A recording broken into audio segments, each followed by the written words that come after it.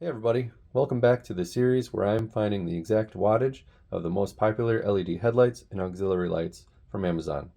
If you're unfamiliar with what I'm doing here, I would highly recommend watching my introduction video where I go over what I intend on doing in this series of videos. Alright, let's get to it.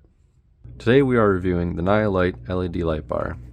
Now in my opinion, from what I can tell, this is the #1 most popular LED light bar on Amazon.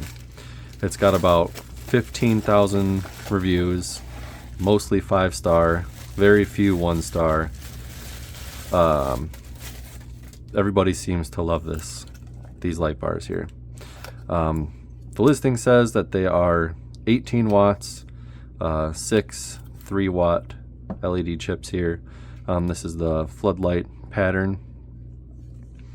I mean, it feels pretty solid. I mean, it feels, just first kind of reactions here, it feels pretty high quality. The gauge is pretty small, so definitely not high power. Comes with these brackets to mount. It's pretty nice. I was surprised when I got the box. It's got some heft to it.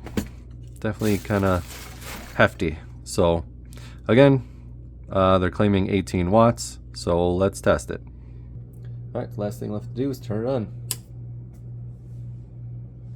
Alright, so we're looking at 0.3 amps at 13 volts. And that translates to about 4 watts. I think just over 4 watts. So they're claiming 18 watts and we're at 4. So that's way under what they're claiming on the listing. I mean, it's definitely bright to look at, but it is not that bright. I'm just looking at the beam pattern here. I mean, it's a floodlight. I think this would be a great addition to like a backup light or something to the side of the vehicle. Definitely not long distance, but it's a great quality light. It's just definitely not as bright as they are claiming. Alright, so there you go. That's what it is.